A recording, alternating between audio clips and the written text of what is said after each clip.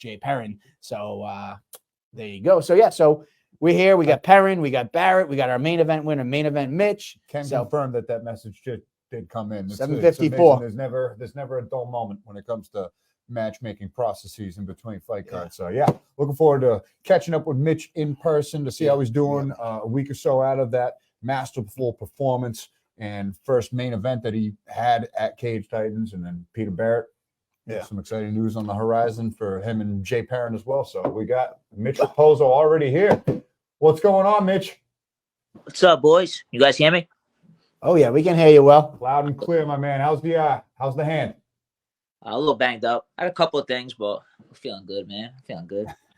It's hard not to feel good after a performance like that. You know, many people have already been talking about that. Might have been one of the best performances live inside the Cage Titans cage. And for myself, who's been doing this 14 years, 60 something events, you know, that's a huge accomplishment. How's it feel? Number one, how do you feel about the performance?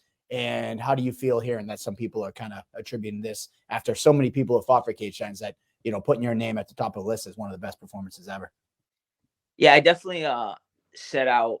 I definitely did what I set out to do. There's a lot of things I'm already like nitpicking and things like that. But look, I had a lot of I had some adversity in the fight too. Like my hand went numb like 3 or 4 times in the fight, and I kind of just had to kind of battle through that. And I was just more focused on I want people I really want to perform, and I want to show people how good I really am.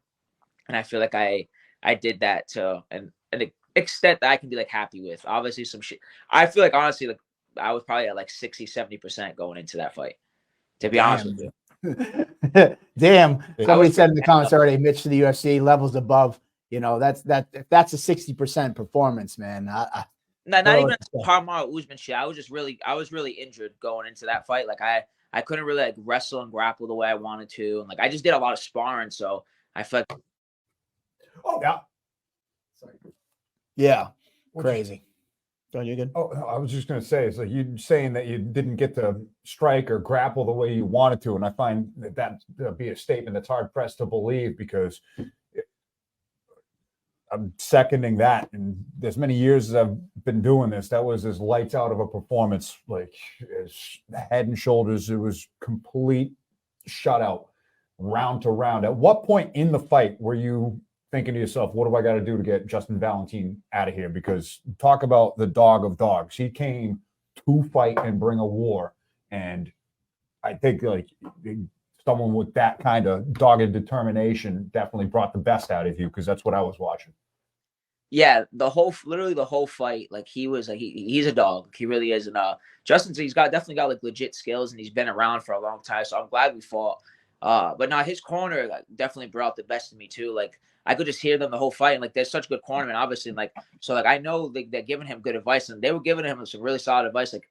Just their game plan overall, the blueprint to beat me, you know. And I could tell that he was really, I knew his game plan. And I feel I kind of just, you know, I already had a plan going into the fight. I told Brian can attest to this, Tommy can attest to this, even Aaron can attest to this. I was gonna go in there, and that's how I wanted to do it. I really wanted to show the levels, feint, bring out you know, you see guys in the UFC not really using stuff like that. And I feel that's something that I've been doing since I was a little kid, and then I've been around the best guys in the world. So I feel that's a part of my game that I feel is at a high level. And I was just going to draw out his big shots, and then I was going to start countering. And it was just he's just a tough kid. I think guys in the UFC I could have knocked out in the first, second round. You know, I think he's just that tough. Yeah. You know, honestly, for me, you know, going into this fight, we talked a little bit about your power and showing that in your fights. You mentioned feints and all these things that have been part of your game before. I think that's the biggest difference for me when I watch your fight, is that, you know, in the past, you were a lot of movement, you're a lot of feints and ins and outs, but your fights were going to decision. And now it just seems like you're sitting on those punches. You're using those feints a lot more to set up those kill strikes, so to speak. You know, going into it, you talked about this at Table Titans, you know, what clicked for you? Because, you know, you're hurting guys now, each and every time. And I think the book before was Mitch is going to outstrike you and out technical, but he's probably not going to put you away. But you showed it against Tyler Smythe. You showed it here against Valentin. I think the first strike of the fight busted his nose. What is that difference for you? Yeah, I mean, I just have supreme, like, I don't know what it is. Maybe I just didn't know how to finish people. I don't know, but like to me, it just makes way more sense now. Like I feel like I have the best feet. Tyson says the same to me every time I go out there. He's like, "You got the best footwork I've ever seen." He's like, "I feel like I have the best feet. I feel like I'm one of the fastest people in the sport, and I have one punch knockout power." You know what I'm saying? So it's kind of like a rest. Like to me, it's simple. Like I just got to put this to this, and it's you know what I'm saying. I have supreme confidence in that. It's obviously a lot more complicated than that, and like the feints and all the bullshit and all like the like what Rob calls like dressing up and all that stuff. But that's obviously like a part of like a higher level like game and that I'm doing. But I was just happy I performed, man. Like I was doing like the Money Manziel, and not stuff for like to be like a prick, but like that documentary dropped in like August, and it was like electrifying. Like the way I watched a little bit of his rise. I was a little kid, but I watched a little bit of college football. But like just the way he played, and I just wanted to perform. Like I wanted people to like. I used to have such boring fights, and like now I feel like when I go out there, I want people to feel like the effort and like the how hard I work and like how good I really am when I perform, like when I fight. Like I want people to see like, damn, like what is this kid doing? Like the shit I'm doing. Like I don't think there's some stuff I didn't really pull out that I wanted to pull out, but this, you know, I want people to feel that when they watch me fight, you know, and even like little things I get, like I have like these. Obviously, I couldn't talk about it before the fight, but if you look at my career, I have 2 decisions in my whole career, and if you look at the shorts that I'm wearing, one of them I was wearing red shorts, one of them I was wearing white shorts. If you look at 2 of my last fights, I was wearing white shorts and I was red shorts, and I got 2 knockout finishes. That was like a little thing, you know. Like I get like I think of the sport in like a deeper way than a lot of guys, you know. And I'm just happy that I'm performing that way. Yeah, man. Honestly, you know, you're really erasing all doubt, you know, for the people that if there were doubters before, you know, you're really racing it. It's like, you know, you talked about it in the Tyler Smythe fight, not that, you know, keep harping on these past fights, but like you brought up there, you're like, listen, I'm here to show you that there's just other levels. And Tyler Smythe was no joke. This kid was multi you He's know, bounced back pretty well. Hello? you know, so I mean, hats off to you. I gotta ask, a lot of people are saying it's either the UFC or bust. Like, you gotta believe in that right now. Yeah, you know, I feel like I've done. I don't even want to. I try not to even like think about it, and like I don't even want to like think about it too much because I just want to like I'm gonna be ready when it happens, and I just don't even want to jinx it. Like I feel like I've done. I don't know. I feel like there's guys. I feel like the way I'm performing. I feel like the way I performed when I was there, and I was so young, and now I'm 25. I'm 9-1, 7 finishes, and one thing I regret, I didn't say in the cage, it's true. I've never lost a round in a pro or amateur setting in New England. Period. Like I feel like that's probably something I don't think anybody's ever done. Nice. So yeah, I don't know if Like, you want to go back and fact check it. I don't know. I feel like I've never really. I don't know.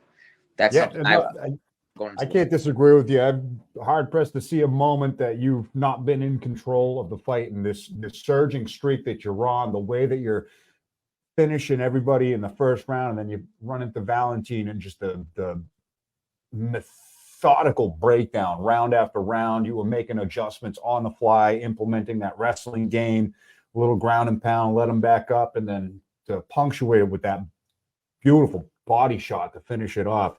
Yeah, there's no better time, no better case than now, I must say myself, to be the next prospect on the big show. But if not, what else is on the horizon? Are you looking to keep this activity, or are you waiting for that phone call? I definitely have some. I'm definitely out for not like out. Like I'm ready to go. Like I could fight tomorrow, dude. Like if I really, you know what I'm saying. But like as far as obviously, I feel like I feel like I did my job. And I feel like I have one of the best managers in the sport. And Tyson's gonna do his. I believe in him, and I'm gonna put it in his hands. I don't really see anything like me coming back for another one. Like I don't know if that was the last. Who knows, But like I'm happy that I got to fight for the cage title. Like I won the amateur title, I won the pro title. I feel like I've won 4 or 5 belts in New England. I feel like I feel like I have a whole other half that's what I'm saying in my career to do, which obviously is the UFC and chasing that belt and being the first ever guy from New England to like really like born and bred master guy to win a UFC belt. But I feel like I'm pretty content with this. But I just want to keep getting better. If I did have to, like, if I needed one more or whatever, like, I'm not waiting forever. It would probably be the summertime, and who knows, man? Maybe I'd go up and fight Penfield. Maybe I'd fight fucking Sean. I don't know. I'd fight anybody, dude. You guys know me. I don't really give a fuck. Hold on. What was that shot? What shot? Who he would say? Sean Santella. I'd fight him. I mean, I brought Colbert knows, man. Like, Yeah. Mike, you know. Yeah, listen, you've never said no to anybody. I was just trying to. If I say this all the time when I have guys that are like reaching your level, it's like, we love you, man, but I don't want to fucking see you back. Yeah, no. Like, it's like I feel the same way, but I'm also trying to also play some back pocket game. Like, well, if you do have to come back in the summer, make my job easier. Let me clip this so I can go get some names if I needed to. 100%. But yeah, you know, God willing. If this is the last time. Go ahead, Mitch. No, I said, God willing, you know, I get the call. You know what I'm saying? And I know you want that for me. That's why I love fighting for you and stuff. So, you know, we'll see whatever is meant to happen is going to happen next, and I'm going to be ready for whatever. Good. Before we let you go, Mitch, I think you might have cut off that last piece, but before I let you go, we actually talked about this show. We're also revealing the winner of the Sean Lally Kill Combat Gear performance of the night. So we got a quick video. We're going to announce that, and I want to bring you back and get your thoughts on who he selected. So give me a minute. Put on another spectacular show for Cage Titan 63. There was violence in the air. There was beautiful performances. It was an amazing event. The hall was packed, sold out arena. I believe every fight on the main card was finished, which made it a little bit more difficult to pick our kill performance of the night bonus. But it came down to one man, and that is Mitch Raposa. There's a few different factors with this decision. Mitch is on his way to the UFC, so this was a big fight for him. Probably the difference between getting into the UFC or maybe having to stick around and compete locally for a few more fights. But he's going to the next level. He had a beautiful finish against a man who has never been finished before. A perfectly placed body shot, and it was a kill finish, kill shot if I've ever seen one. Boom, there you have it. I got it, man. Performance bonus. Man. Rightfully so. I mean, so there's $300 from Sean Lally and a whole package of Kill Combat. He'll be in touch, but congratulations. I will tell you this. He was very impressed with the performance. We talked after the fight, and he was very excited for you. And I think the level of your performance and the level of opponent you took out led to that. So congratulations. And on a night where there were so many finishes. I mean, everybody brought it that night. The judges were null and void pretty much start to finish. A couple amateur fights went to decision. That was it. Every fight went to finish. So that's just the proof and a testament to how spectacular of a performance you really had. And if this is the last time, and I'm on the same boat that I hope this is the last time you fight locally, it was an honor to call not only that performance, but the rest of the fights that I had the pleasure of calling throughout your career, man. So congratulations on that kill performance bonus. Yeah. And the win one more time. Thank you, boys, man. Thank you to Lally, man. He's the man, especially doing things like that, on the local scene and giving guys exposure. And, that's awesome, man. Much love to Sean. He's a great guy. Yeah. Before we let you go, we got Jay Parent in the wing, so we're going to bring him on in a minute. But I got to ask you, give me a standout performance from Cage Titan 63. I would say, Gilbride coming back, getting that revenge. There you go. I love Gilbride. That's my guy, dude. So him going out there. I like Lano too. Good dude. But, seeing Gilbride get their revenge was nice. Good. Well, Mitch, and you great performance by Gilbride. Congrats to you as well. Great performance by yourself. And I'm sure if we don't see you in the UFC, we'll see you at a Cage Titan soon. And if we do see you in the UFC, we'll still see you at a Cage Titan very soon. So, yeah, thank you so much, and have a great night, my man. Thanks, Mitch. Later, boys. Later. Awesome, man. Good. So, congrats, man. Nick, awesome job. Awesome job to Sean Lally. Doing the kill performance. It's great to have that kill performance bonus come back. And, who better to put together like a performance bonus than someone like Sean Lally, who's just been like his whole career was just scattered with so many memorable finishes.